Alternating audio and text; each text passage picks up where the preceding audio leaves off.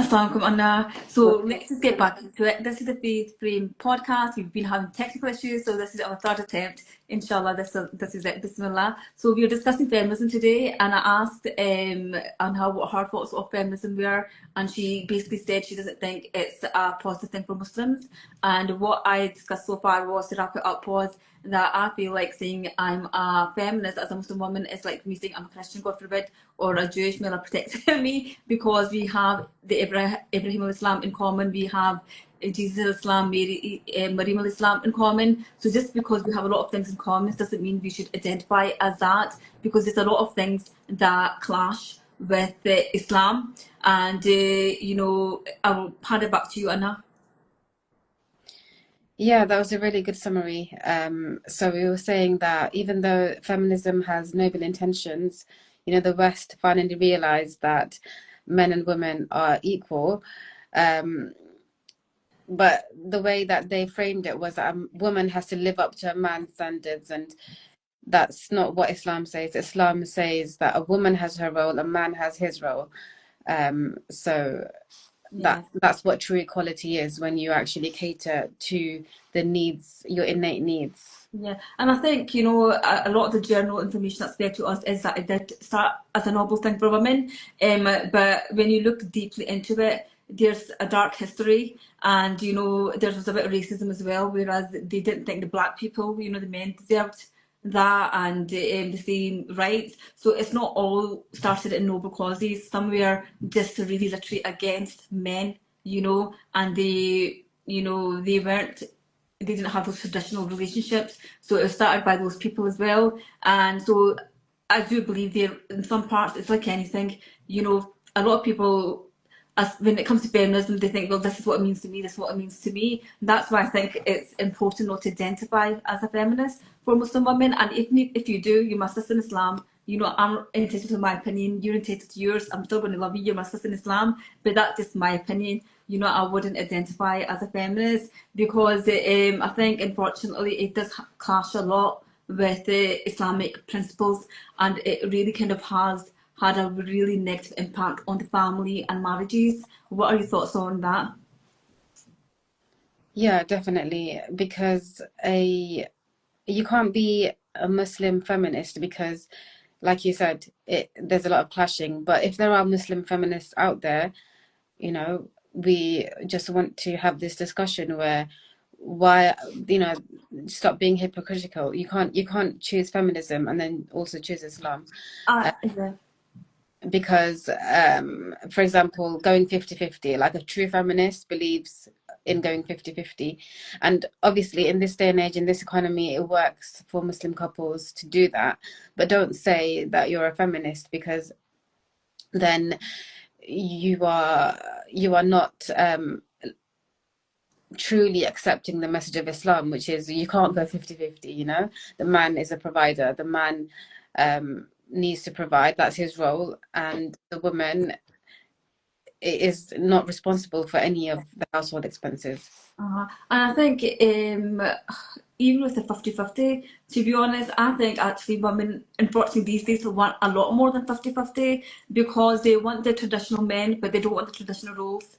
I think that's a huge issue, because, and I think it's like settling, that whole argument, I'm not settling. I want a guy to provide for me, to, be do everything, but in a way I want to dominate him, I want to control him.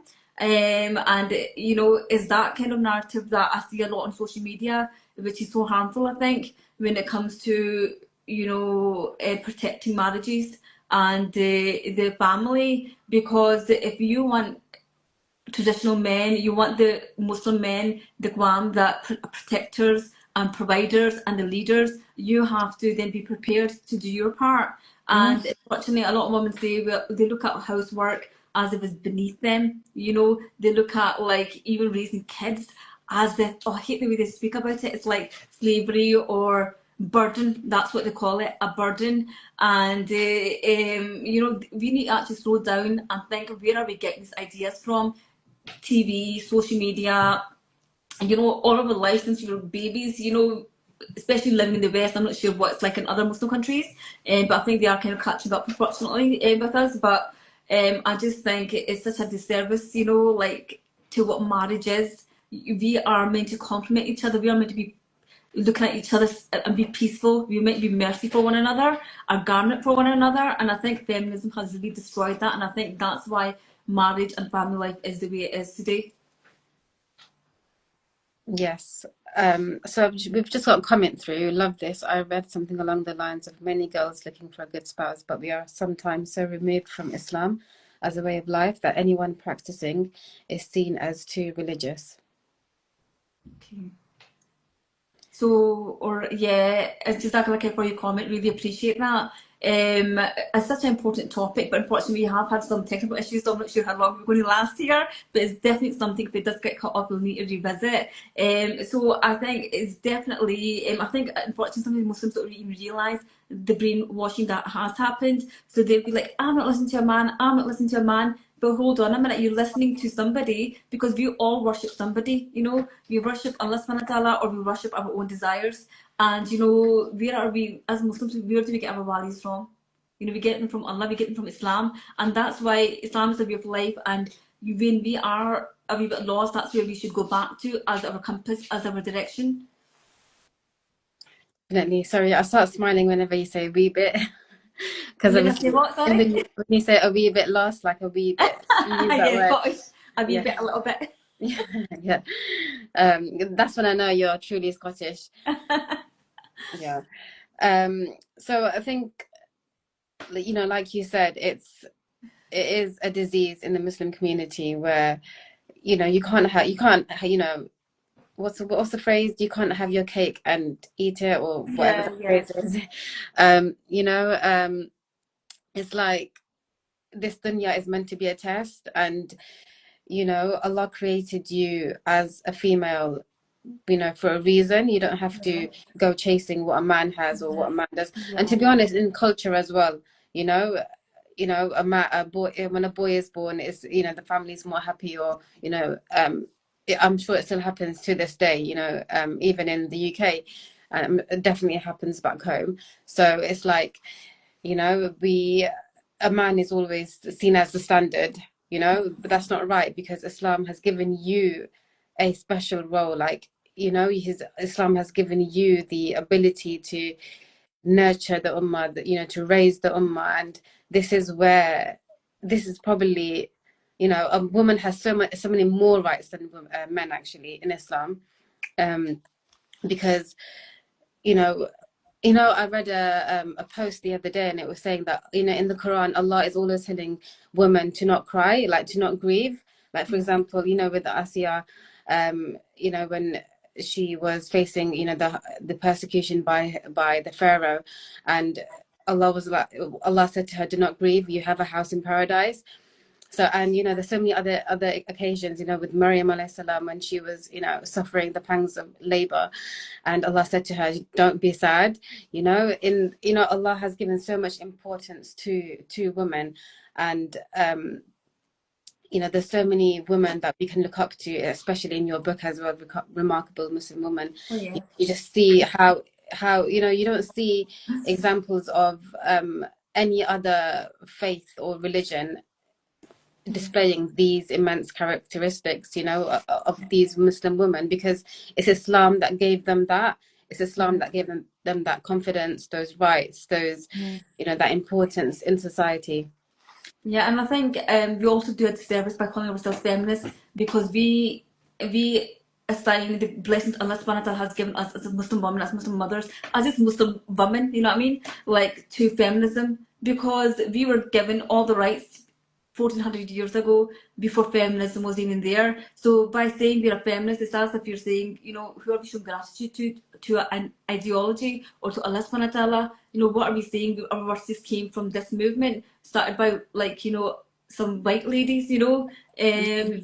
I think it's a wee bit, for myself, I would feel a wee bit like as if I'm being ungrateful to Allah by calling myself that, because it comes from Allah subhanahu wa ta'ala, like 7th century, through all the centuries, you know, like I've discussed in my book as well. You know, like Aisha radiallahu anha, she was a scholar, you know, she was a Muslim scholar. There was in the Seba, may Allah be pleased with her, she was a, you know, she mashallah, she protected Muhammad Sallallahu. You know, there was Rafael Islamia, the nurse, and it's not like, you know, we're told it was Florence Nightingale or whoever. You know, they made it out as the white sisters, well, not, you know, non-Muslim, basically white sisters, non-Muslims were our saviours when it was Islam, when it was Allah subhanahu wa ta'ala, and who are we to take that away from, you know, by not saying we're Muslim, like the Christian, we won't say, yeah, we're a Christian or a Jew because we believe in Ibrahim Islam and all the prophets, you know, so why, when it comes to feminism, why do we do that? And I feel like sometimes we try to pander to make people see we are human, that we are normal, we're just like you. No, we're actually, subhanallah, our religion is just so perfect. We don't need man-made laws or woman-made laws. And even when it comes to the patriarchy, you know, it's just like, you know, Allah subhanahu wa ta'ala chose all these prophets here, may Allah be pleased with them all. I don't have a problem with that. I've never sat down thinking, why wasn't there a free, oh, oops, come on baby, sorry. I've never, oh, sorry, he's got his nail trapped in my laptop. What are you doing? What are you doing, baby? So so like, you know, the prophets, we never sat down and compared like, why isn't a female prophet? We trust Allah subhanahu wa ta'ala. He's given leadership roles to men. It doesn't mean women can't have them. Of course, there's so many leadership roles just now, but it shouldn't be a competition. And what I love about you know, the women in this book, and you know, when it comes to Islam generally, it's sorry, my cat's messing. It distracted me. It's that, you know, they didn't want to be leaders for the sake of being a leader. They didn't want to be it just because to prove their worth. They saw a need, and then they rose up to the, you know, occasion. So it wasn't even just about like, I need to prove to the world how great I am. Yeah, I completely agree with you. And something you mentioned about how it started and things like that, like, they obviously started it with the innate need to be happy, right? And that's what feminism promises, that, you know, that you'll be happy if you're, you know, if you're equal to a man, if you do this, you'll be happy. If you know, if you go out to work until you're, you know, in your old age and retire, you know, you'll be happy. Yeah. But what we need to remember is that happiness comes from Allah. And what has Allah asked you? So if whatever Allah has asked you will make you happy. And to be honest, it's not really, we also have to evaluate and think and reflect on, okay, do I really want to be happy, or do I really want to pass this test of life? But is it happiness really? You know, the research shows women are actually more depressed and more unhappier now than they were ever in history. You know, so what does that show? And sometimes, you know, like, you know, I always say, like, mashallah, my mum was so strong. You know, like, you know, when we look at our mothers and stuff, we used to think they were so strong despite everything they went, you know, through. And but like, I think, you know, women in some ways have it a lot harder now because we're expected to be the man and the woman and like a superhero. There's just too many expectations, and I think that's why half the women are on pills or depression or mental health issues. I mean, this is the generation where the mental health is a crisis. We've never had that before, you know. So I mean, it's a fake illusion that feminism will give you happiness. It doesn't. It just makes you exhausted. You know. Sorry, can you see my? Is that my cat? You can see. It makes you constantly exhausted. Sorry, I'm just going to move him out of the way. I'm just going to put him in the other room. No, it's fine. He's entertaining. Right, say bye. Okay, say bye-bye. Bye-bye. Not loud in here now, okay? Just wait. Right, hopefully, sorry about that, guy. So, what was I saying there? So feminism doesn't give us happiness, you know. It's actually unfortunately made women so exhausted, and you know, and I think it's actually made it's like, because even with men, it's really affected them because we need masculine men, you know, we need masculine men, and I think even men, it's kind of destroyed them in a sense as well. It's always complaining. Imagine if every day you opened social media or looked at TV and it's like, men are this, we need to watch this Netflix documentary. It's not even a documentary, whatever that thing's called, right? That they go on about everybody should watch it. And it's always criticising men are not good enough. So if you're going to beat men mentally so much, it's kind of like made them kind of step back and kind of disappear. So they're not willing to step up to the role anymore because they think, well, you don't need us, but we do. We need the men. And then it's a contradiction, I think. Sometimes women, we say we want something, but then we need something else. Yeah, so that's an important point you've raised, that feminism has affected men as well. Because then they're not allowed to sort of be themselves, and then that sort of makes them disappear into the background. And then you have this dysfunction of society where men are not men, women are not women, and so it all goes to the pot. Yeah. And who suffers the most? I think it's the children as well, Yeah. and because even like, I don't know if you've had experience when I used to be working, even my non-Muslim lovely colleagues, they used to sometimes be like, I'm sitting here wishing my life away because they'll just be looking at the clock, or they'll be like, it's the weekend, Friday was the day, and then it's always, it's like counting down to the holidays. It's like you're living your life just until you get that holiday, or it's the weekend. I don't think that's the way to live. No, no. And So I mean, also when it comes to like motherhood, what impact do you think it has had on motherhood, on children? so obviously it's led to broken families where the children don't see much of their mother. Or And the father, mother's mother, meant to father, be both, right? she's meant to be the first madrasa, she's meant to be the first teacher.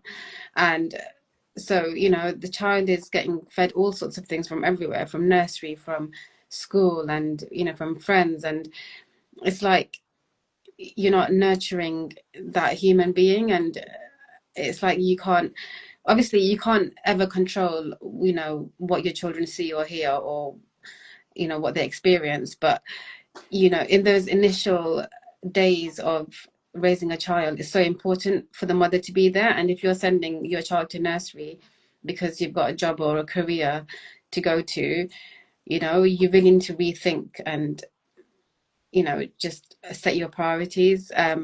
So yeah, I mean, your question was, what effect it has on the children, and it has a devastating effect on them, I think. Yeah, and I think also even like the non-Muslim research shows that, even with nurseries and stuff, it's not what children need, and the effect it has, it's not a positive one.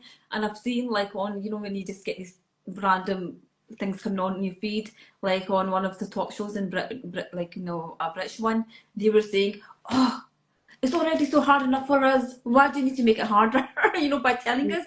I mean, I would be thinking, well, you should be grateful. There's research that's been done and they're telling you what needs to be done. But instead of thinking this child, you're being me. It's become such a selfish society where I should be before my children. I should be before everything and anything. And what I love about Islam is about service. You get rewarded so much for service to your community, service to your family, and it's like just it's like if you don't get paid, you're nothing. You mean nothing if you don't get paid. It's all about just chasing the career. Chasing the career, that's the new god, astaghfirullah, I feel. And if you don't have a career, you don't matter, And I think, unfortunately, a lot of Muslim women are falling for that as well. Again, I have to say, there are excellent organisations that are, even Muslim women, some of them have funding from like feminism stuff, so they do some good work. I'm not going to take that away. There are some good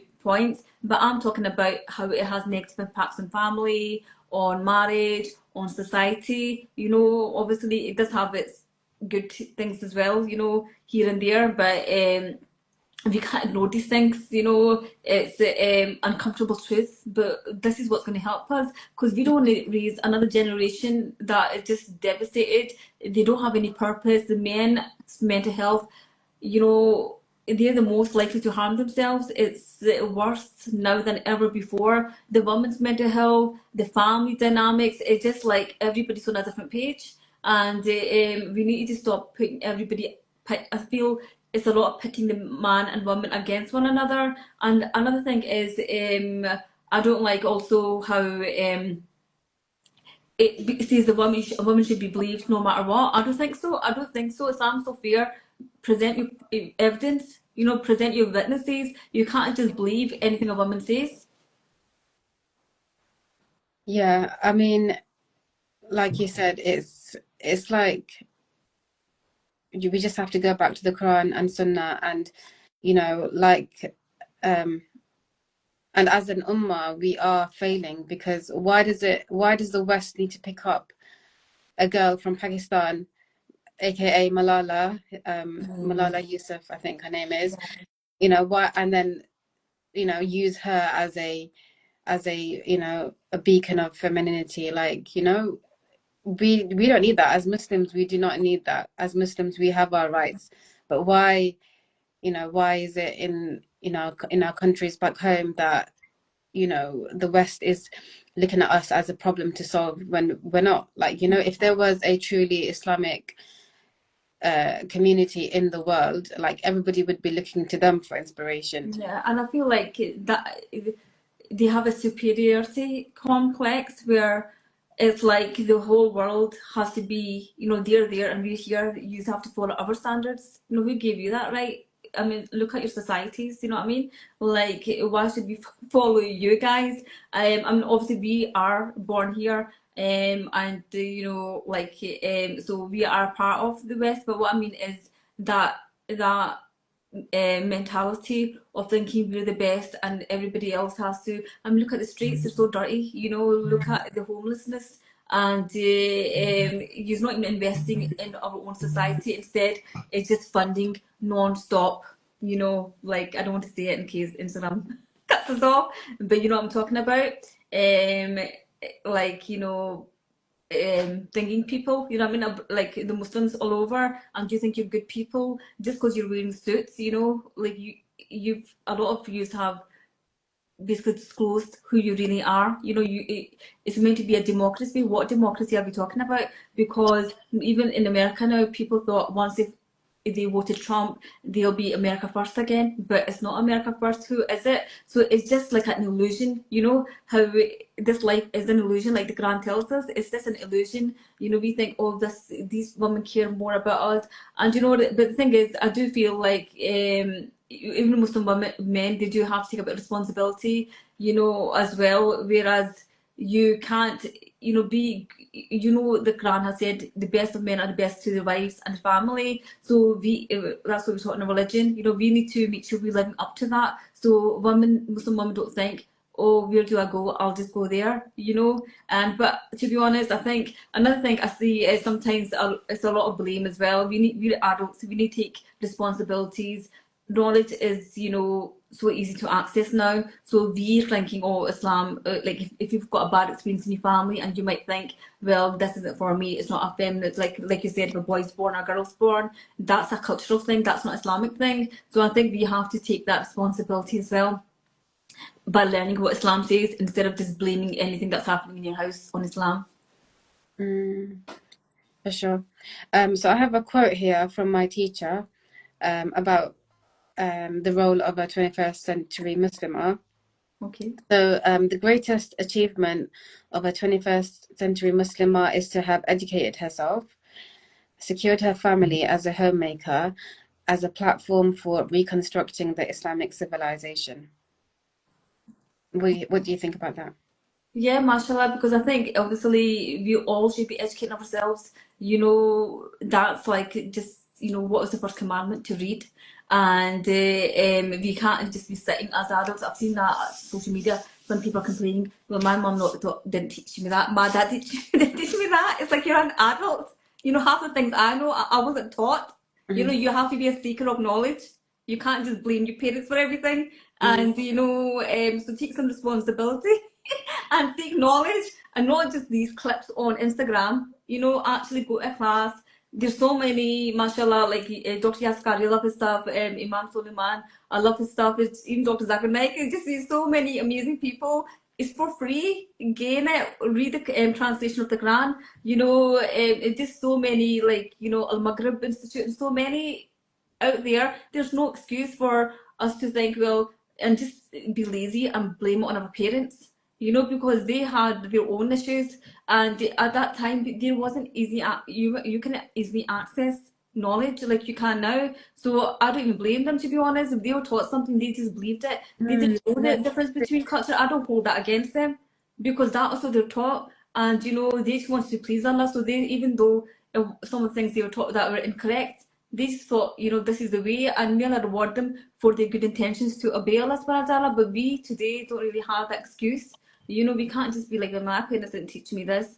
You know, teach yourself. You're an adult. You know, as soon as you reach that age, you know, you're going to be accountable for your own actions. And I don't like that as well. Like, you know, the society that's, they like, for example, like 25 men, like even if you're 20, somebody that's 20 or 25, it's like still, oh, like if a woman does something silly, they'll blame the man for it, right? And whereas we don't need men, we're all powerful, we're great. But as soon as something goes wrong, it was all the man's fault.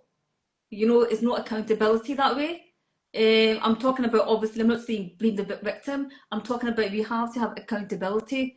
And I think, in a way, feminists is we don't need men. We're powerful, we're better than you. And then all of a sudden, if a believable woman, you know, she was vulnerable, she didn't know anything, you know, and believable women. And then when we say, actually, we have a voice, they don't appreciate our voice. They want to say then, oh, you're brainwashed, you're poor you could have done so much with your life, you've got so much potential, you know, your voice doesn't count. You know, it's such a big contradiction. Yeah, I mean, you can't have both sides, can you? Like, you can't expect the benefits of feminism and then the benefits of Islam as well. Yeah. I've got like, mashallah, you know, when Allah subhanahu wa ta'ala says in the Quran, indeed the Muslim men and Muslim women, like, you know, that verse, the believing men and believing women, the obedient men. And, you know, mashallah, basically it says in the end that, you know, indeed, like for them, Allah has prepared forgiveness and great reward. So, you know, it's another book. You know, we don't need to go hunting for feminism, you know, to be thinking, yes, I'm finally recognised as a woman. And even what did Umar ibn Khattab, may Allah be pleased with him, say, he said, in Jahiliyyah, we used to have no regard for women whatsoever. But when Islam came and Allah made mention of them, this caused us to realise that they have rights upon us. You know, how beautiful is that? You know, we know the story of Umar ibn Khattab, how masculine he was, mashallah, how amazing he was, and that's him saying that. And then even there was another, I can't remember the exact details, but there was I think there was like a woman that challenged, and then she was mentioned in the Quran, you know, she challenged something, and it was, her name was, you know, basically Allah subhanahu wa ta'ala basically took notice of that.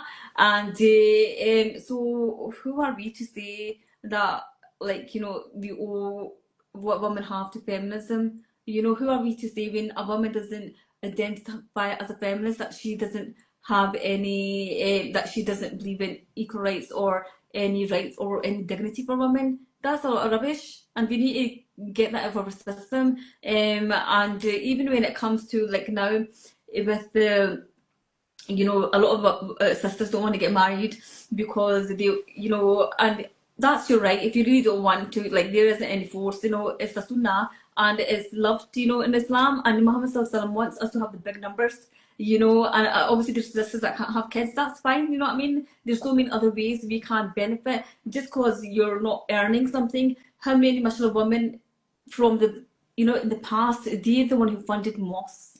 They're the one who funded all this, you know, amazing institutes for Islam.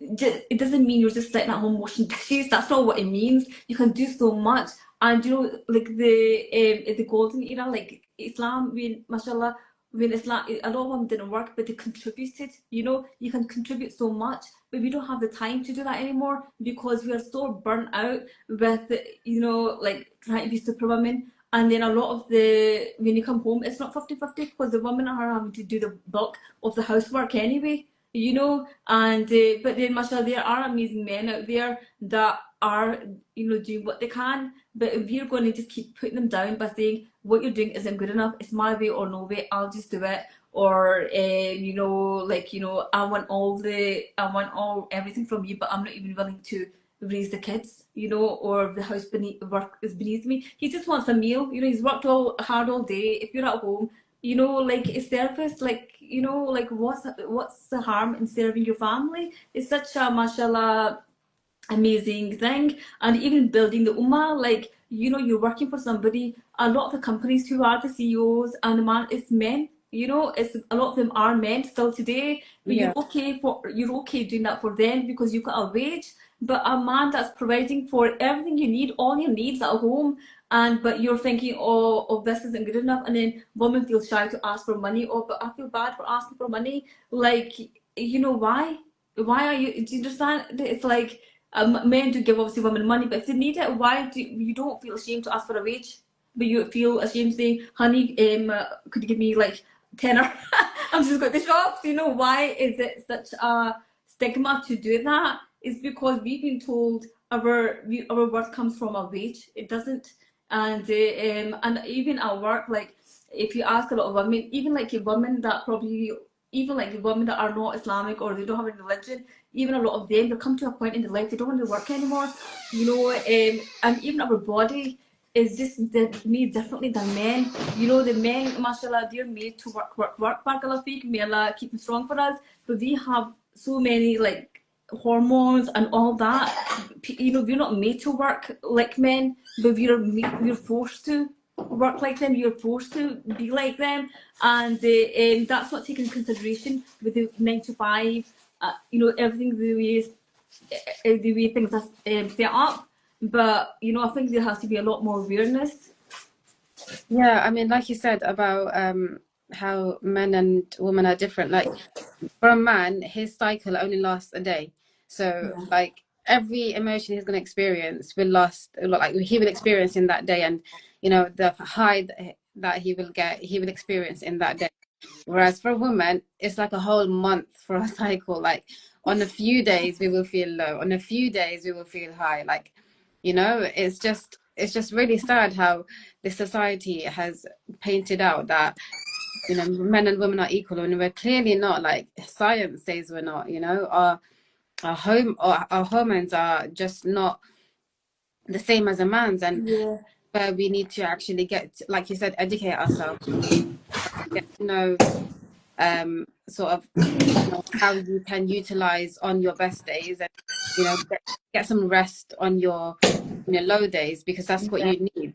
Yeah, and I don't know, like, obviously, we both have worked as well. There's nothing wrong with working. We're not telling all the women to quit your job and stay at home. We're not doing that. We're just making some points, okay? And how do you feel, like, what's your experience been with, like, men bosses and women? Because for me, like, I've had some incredible women managers, like, they've been absolutely amazing. And if you're watching this, you know who you are, Muslim and non-Muslim. But majority of the time, I would say it's like the other women in the past. I just feel like they feel as if they've got something to prove. They're like more aggressive. You know, I just feel they're so much more aggressive. Like, I remember, you know, I didn't work that much after I had my first two. I just worked a little bit, and I remember, like, you know, the man manager, he was the head. He was so supportive, and he was saying, you know, I really admire what you're doing, because I was nursing my child. You know, I was going to the room, and, you know, I had all the what I needed, and obviously I was taking advantage of the policies, the mother friendly policies, and he was saying, you know, my daughter should be struggling with this, and I really admire what you're doing. And but the females, the ones that were under him, and the colleagues, they were really kind of putting me down, saying, well, why don't you just use a bottle? You don't need to do this. And since since my child was born, he's been at nursery. What is this, you know? And I'm like, well, you're putting me down. You have these amazing policies for women. I'm utilizing them, and you have an issue. Why is that? You know? And I also felt like, you know, there was resentment, because I remember some saying, well, as soon as my kid was born, I just gave her to my mother for 2 days, and I went straight back to work. and then it was that resentment I didn't have. In one hand, you had that resentment, like you missed out, and on the other hand, you're telling me to do the same, and I just feel there is a lot of resentment. Even like if I say like my dad, like I want to spend time with my dad, I need to go. Oh, well, I've got this really old woman. My mother is 87 years old. She's on whatever she's on, all this oxygen machines, and I never see her. So you want me to be like you? No, thank you. No thanks. And we just sometimes think, like we need to realise, may Allah give us all long, blessed, and happy lives. I mean, and there's a time, okay, you'll go through that period with the children. Children, like I've got 4 kids, right? May Allah protect and bless and make them successful. I mean, and then, but the thing is, even though I didn't work that much as the older two. But see, when I had the younger two, it's just seeing like how quickly they go from those toddlers to the other age. I really felt it, and I said, "Oh my God, I struggled. I had days that I struggled. I was crying because it can be really hard at times. But I pushed through it and I'm so glad I did it because these moments that come back, they're only small for a very little time, not much, and then they grow up, and then you say it yourself, a lot of the older parents, the elderly, complain our children never come to see us, and we need to invest that time in them so they'll make time for us. It can't just be where I've retired now, where are you guys? They don't have time for you because we never gave them time. And it's just so important. We're not here to shame any mothers. We're not here to shame any women that are working. We work, we've worked, and obviously we're doing our own things as well. So please don't ever think we're criticizing you guys. Everybody's single mothers, like financial difficulties, whatever. It's not about that. It's just about thinking that your worth is only with a wage, and it's not. Your worth is with Allah subhanahu wa ta'ala. You've been given so many blessings, and it's just like tragic that we attribute any freedom to feminism. Yeah, and it's tragic that some women are forced into work and all they want to do is raise their family. And for those women, I want to say that Allah sees your intentions. Yeah. Have And that. Another thing is, even like women, right?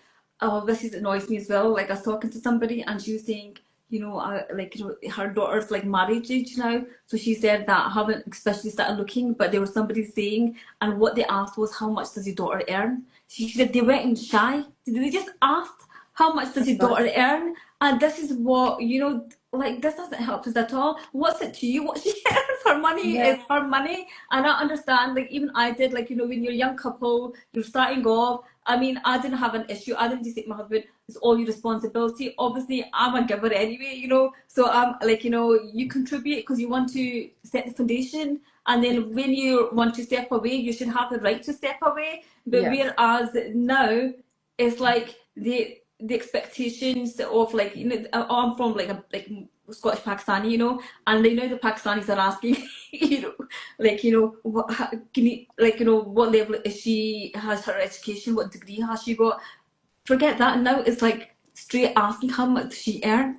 And it's like and there's women actually encouraging their Muslim daughter-in-laws not to breastfeed because it's a wee bit of inconvenience. Go to work, earn some money, and now it's like she's become like a slave. That's what slavery is. Slavery isn't like you're doing your role as a mother or what. You're being forced now to work. You don't have an option but to work because your husband expects it. You said to your husband, I'm equal to you. It's all 50-50. I don't want 50-50 in my marriage. No, thank you. I'm happy doing what my role is. I want you to do yours. If I want to work, I'll work, inshallah. Obviously, there's times you don't have a choice. You have to work because things change. And if you're supporting your husband, that's a noble thing. Mashallah, you get rewarded. It's a charity. Yeah. But if the expectation is there, it's completely. And unfortunately, like even in the past. Sorry, my cats. I'll just let him in.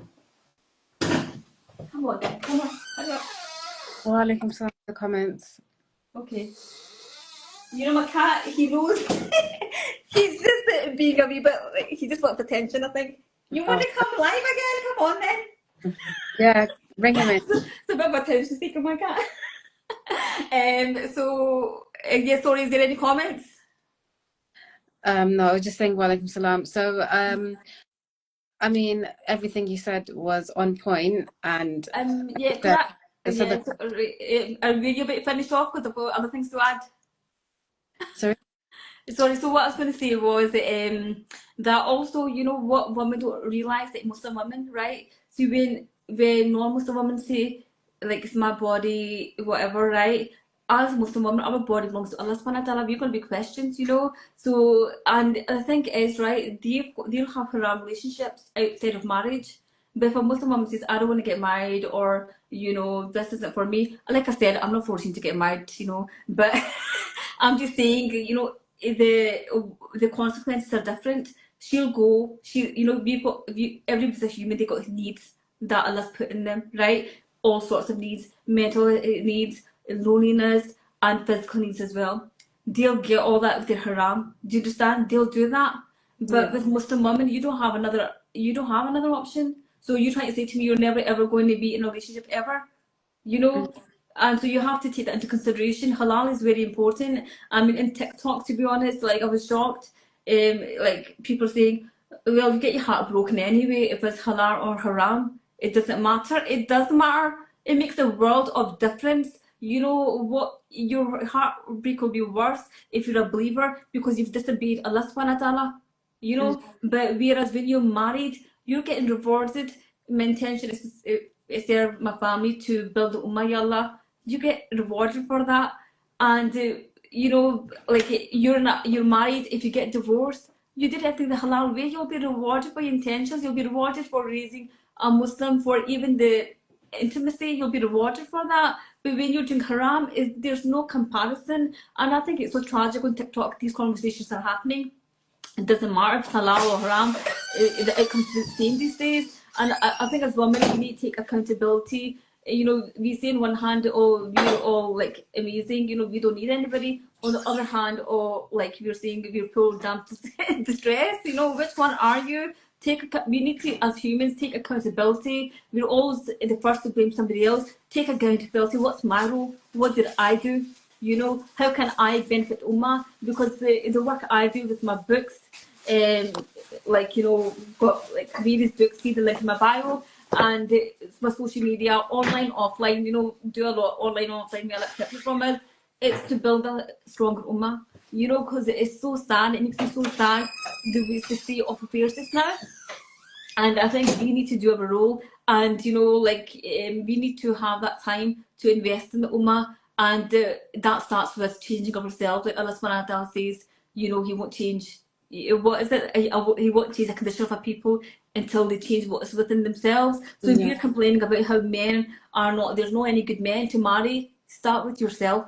You know, if you're a good woman, inshallah, you'll get a good man, but you have to be the good woman first. And yes, it's true, even good women, they suffer. And, you know, but then again, at least, you know, it's halal and you'll be rewarded for your patience. You know, like, if you're not going to find any happiness in feminism, I mean, I think this is a lot of the problems are caused by that. And again, yes, I work sometimes with Muslim charities that are sometimes funded by feminism, but the work that they do is not like feminist anti-Islam work, you know, so I'm not taking it away from that. So yeah, appreciate that, keep funding whatever, but as soon as it gets anti-Islam, then it's an issue for me. Yeah, for sure. And you know, like you said about getting married and then it not working out, and that obviously divorce is such a taboo in the culture, but not in Islam though. In Yeah. Islam, it's not a taboo. And I think you know, some of the hadiths around divorce, they are weak as well. But looked at the Quran and it mentions divorce so like straightforward, factly. Yeah. You know, like Yeah. if you get divorced and this is what happens, like it never mentions divorce in a bad light. Yeah. Like you said, it's important for you to do the right thing by Allah and to do the right thing by yourself, and you know, understand that you have needs and you can't suppress those needs. And if you do, then it's gonna affect you in the long term. And if you've been through like a bad relationship and you're thinking all men are the same, they're not. You know, a lot of mashallah tabarakallah people are happy. but they want to protect the blessings. They don't want to, when as soon as a toxic relationship, everybody's online. But people have that have a blessed relationship, so they know it's precious. They don't want to be online telling you, they don't want to show you, guys, this is my £1,000,000 right here. This is where I keep it. They don't want to show you because they don't want to share it with you. They don't want your nazar on it. So just because a woman is not talking about how great her husband is, how great her dad is, her brother is, it doesn't mean it doesn't exist. You're just seeing the negative stuff on social media. And please, be careful of who you follow, because there's a lot of sisters with trauma. And everybody kind of has some kind of trauma anyway, right? But I don't think it's right to trauma dump on you. Like you're making the people so scared of motherhood. What a nightmare giving birth is, or what a nightmare being married is. If you've got that trauma, deal with that trauma, but do not scare other people from, because if you're going to build those walls up, you're not going to be able to see. Those walls are going to be there for everybody, if it's good, bad, whatever. So stop, putting other people off just because you've had a bad experience.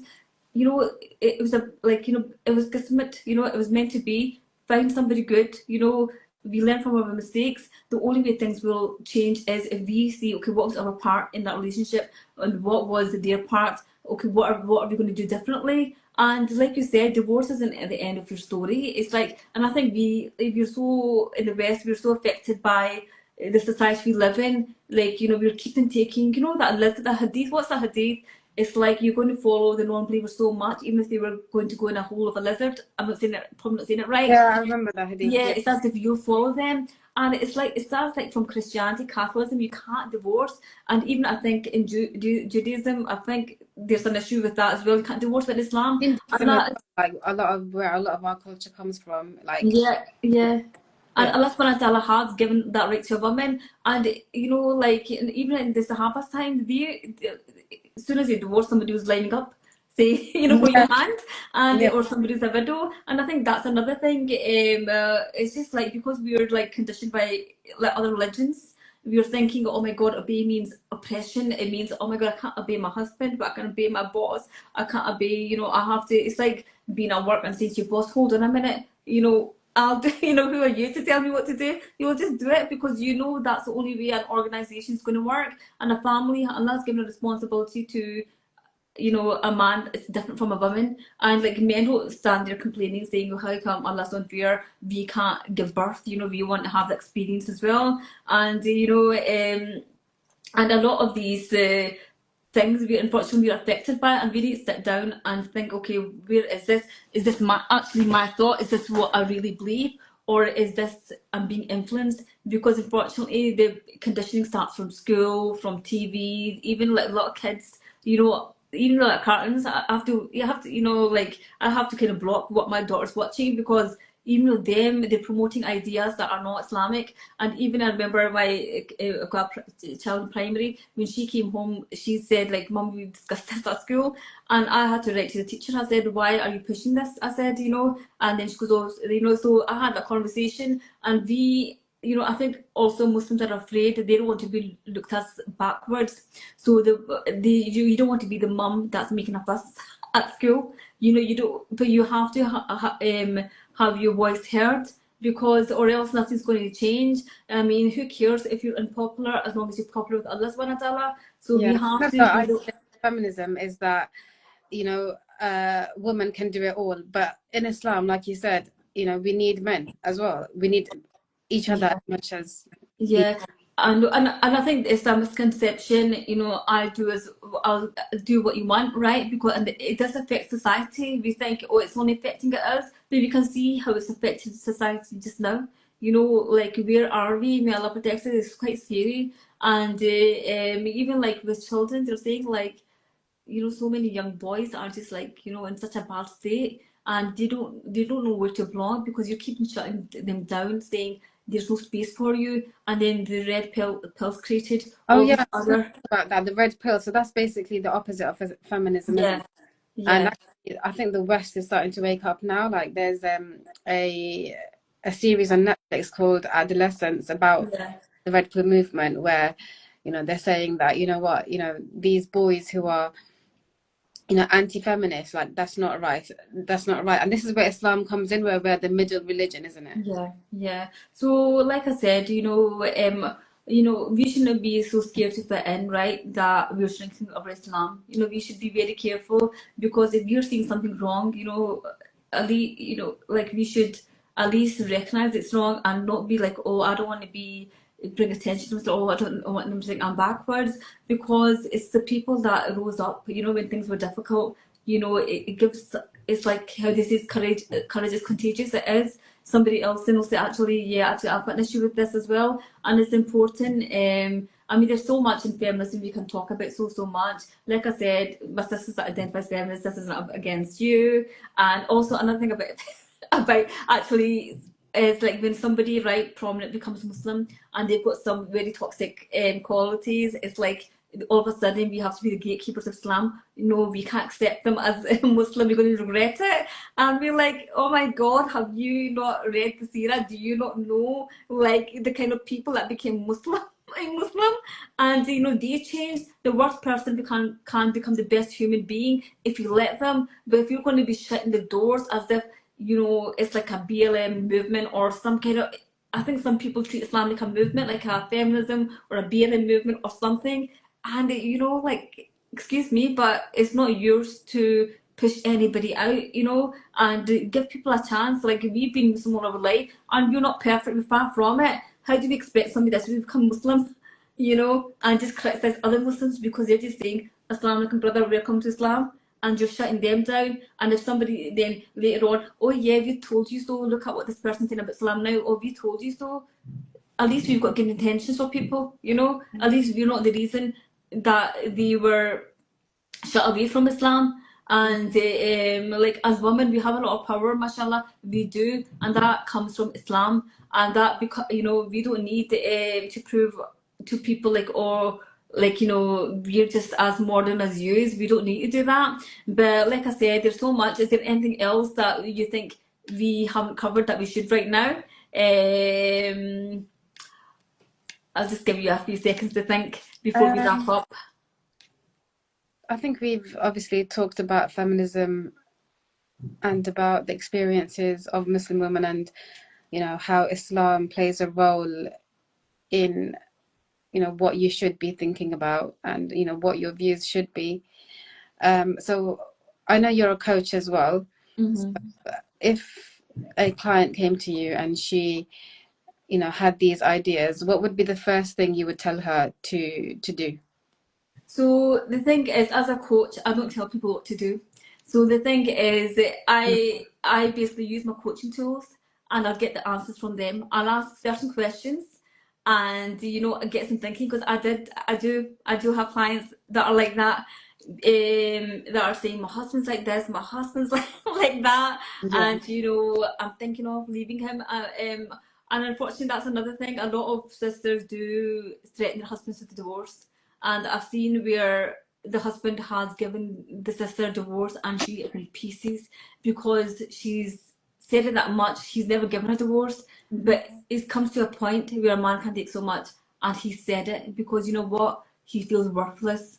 And you know what? He'll say fine. And she's been in pieces that, how could you give me a divorce? That's happened as well. So unfortunately, there is that, like, that threat. And how would it be like if our husbands, God forbid, you shouldn't even go there, because we're actually planting seeds in somebody's mind, that, and they're like, then they kind of get used to it. Okay, maybe I can live without her. But going back to your question, like I said, I don't want to give any details, but I've had clients like that. But what even like asking, what you say something good about your husband, they can't find one thing, not one thing. Oh my God. And then even and then I use my coaching questions, and with my coaching is based on Islam.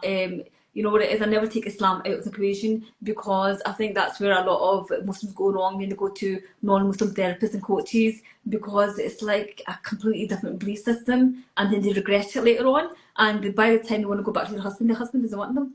But whereas if you go with somebody that fears Allah subhanahu wa ta'ala, that wants the best for you, that gets, it's not saying, it's not, like I said, I'm not going to be telling you what to do. I'm going to be asking you, dig deep, think, and that's more powerful, because they'll be like, I never thought of that. And so much I've had sisters where they have realised, actually, now that I'm starting seeing, first they couldn't think about it, first half an hour, nothing good about the husband, but mashallah, when they dig, they are, they find out they were so grateful. They forgot what was right in front of them. All they could see was their bad qualities. And then even like when it comes to some sisters, sometimes become resentful. Why did I have to lose work? I mean, why did I have to leave work? My husband made me leave work, and now I'm falling behind. You know, all my friends are way ahead of their careers, and I'm falling behind. But then when you dig into it, sometimes that decision was both of theirs, and sometimes that conversation even happens before they got married. Like, this is a must. When my wife gets married, I want her not to work, and I want her to look after the kids. She said yes to that, but then she becomes resentful because everybody around her saying is, you're wasting your potential. Why are you looking after your kids for? And then she's feeling, this is your fault. You made me do it, forgetting she agreed to it. You know, so it's about that realization, and with the right coach, mashallah, alhamdulillah, that's why I love this work as well.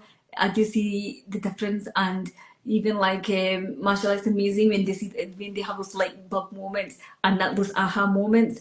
And I'm so grateful. May Allah use me and you as a vessel to make stronger Muslim women, to make a stronger ummah, because I know you're doing counselling as well, and it's such may Allah not the places. So, but please, guys, do take responsibility, because I was talking to somebody else, right, and they were saying such a shame about this and that. I said, okay, it's a shame, right, but just the way when we're thirsty, we go get water.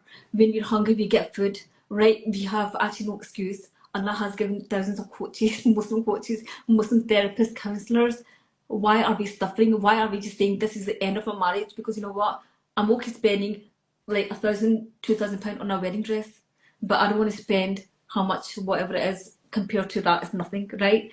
On a coaching session that could change your marriage, that could save your marriage, that could save your children, you know. And a lot of children suffer, you know. I'm not, obviously there are sisters that are probably single mothers, I'm not here to shame you, but the truth is, it's an uncomfortable truth. They do suffer, and boys need their fathers, and even if you think he's not a good influence, he is. And I think another thing is, you know, sometimes we have that pride in our hearts. We're thinking like, you know, oh yeah, our Islamic knowledge, we're all up here now, and our husband's way behind. That man, if he's a good man, he's working away just so you can be doing whatever you want on social media or online or offline. He's working non-stop. There are men like that for you, and this is the kind of gratitude you show him by saying, actually, I've grown you, bye-bye. And you're not even thinking of the effect that's going to have on your kids. You know, be very careful, because there are women in hijab, you know, Muslim women out there, but they don't realise that it's not good what they're spreading. You know, it's not good for the family, it's not good for the home. Obviously, if you're in a toxic relationship where you get abused really badly, where you're in danger, you know, get help. You know, you don't suffer in silence, because I think that's another reason sometimes Muslim women are put off in marriage, because if their mother has put up with like awful things that nobody should put up with, you know, and they've had to witness that. You know, you need to help yourself, because Islam doesn't allow you to harm yourself. So that's completely different. But I think we've reduced harm to anything. Oh, he told me to make him dinner, he's toxic. It takes away from the people that are actually really suffering. And yeah, I mean, I think it's such a vast topic. There's probably points I've forgotten, but like like we said, you know, even like, you know, a lot of women might think, well, how can I don't have a choice, I have to work. And maybe you're right, but I've seen it. I've seen women that, you know what, we don't need two cars, let's stick to one. We don't need you know, a big massive house. It's only like three of us, you know. Who cares if the children have to share? I have to share bedrooms. My sisters, who cares? You know, if you have to share a bedroom, who cares if you're not going to holiday every year? You know, sometimes you have to go through that struggle, and you know, like, it's not going to be like that all the time. Even as a mother, you might be struggling right now, but you know, you're going to see those kids grow. You're going to, inshallah, you'll live up to 80 years old, inshallah, and you'll have that time to build your career, to go back. And you know, even like I can't remember, I heard something in one of these clips that I think a lawyer, I think in some law firms, they're telling the women they can freeze their eggs now, and that they don't need to. So it's that extra burden on them now. What's your excuse to go have a child now? You can wait till you're 50 years old. You're paying for your eggs to be frozen. You know, that's what we've reduced women to. And then it's all about capitalism, all about money. Because think about it, work, right? You can't have kids because we've all got a, biological clock, right? Or like, okay, IVF, pay for IVF, PPP. Or you can't be at home with your child because you're better than that. Then pay somebody else, and then or pay. Or you don't have time to do housework, that's beneath you. Pay money for that. Or why you cooking for, get somebody else to cook. Pay. Oh my god, it's like just taking. It's just like, oh my god, it's exhausting. It's the simple life, it's a beautiful life. And there'll be ups and downs in life, but dua is the biggest thing. Make dua for a future you want. Make dua for it. Inshallah, you'll get it. But like even our elderly parents, when we take time out to look after them, it's such a reward. And it's so true. Where Allah will give you from places you couldn't imagine. He provides for the birds. He will provide for you, but you have to have that tawakkul. I'm not just saying just quit everything and sit down. No, obviously tie your camel, but there is ways. If you believe and if you make dua, Allah will make a way for you. But just examine where you are in life, where you want to be, and don't think, oh, I can never have this luxury or I can never have that. This is not Jannah. I think people forget that. They want everything right now. You're not in Jannah. Jannah's for later. Do you understand? And inshallah, that's where everything will be perfect. But we have to put the seed in and not think, and just we're a society that complain. Let's be somebody that's grateful. Let's share the things we're grateful for in life, and let's just stop bashing men and bashing women, because obviously there's women bashing that goes on about as well. We're meant to be, and I don't like this dynamic of, you see it actually in the politics with the non-Muslims, the right versus left, or even the right against the right, and then you see in the Muslims, whereas it's like, there's some men, there are toxic Muslim men, unfortunately, that have big platforms as well, whereas they'll be like, get a second wife, any issue there is, get a second wife. She breathed the wrong way, get a second wife. Like, they're not looking at the core of the issue. Like, is that just like putting a plaster, what do you call it, like a band-aid, like a temporary fix? Just because something's wrong in the house, the solution isn't get a second wife, get a second wife. There's nothing wrong getting a second wife. There's nothing wrong with it if everything else is right. But if you're going to be a bad person, you're not going to know why things are going. You're not going to take any accountability. And then you're just going to think, okay, oh, she's an issue now, let's get rid of her, let's get another wife. And I think, not all Muslim men are like that, but there are people with big platforms that just think they've actually got a business now. It's like these Muslim apps, but there's so many prominent figures in it, and you're thinking, oh, they must know what they're talking about. But this is a business model. The business model is for you they're going to facilitate you to get it's about money making. So it's like, do you care about your sisters? Yeah, if the guy wants a second wife, fine, but why are you just saying any issue you have in the house, instead of addressing the issue, just get a second wife? Like I said, I'm not opposed to it. Do you understand? It works for people, it doesn't, but you have to be right first.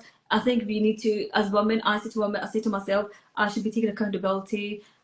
Every woman should be taking accountability, and the men should be doing the same. There is sometimes I think a lot of the men are just saying, woman, do this, and woman, do that. But I wish they spent more time also addressing the men, because they fail to do that sometimes. And they, it should be balanced. It shouldn't just be like men against women and women against man. Unfortunately, I think a lot of that's happening in the space. You talk while I open the door for him, okay?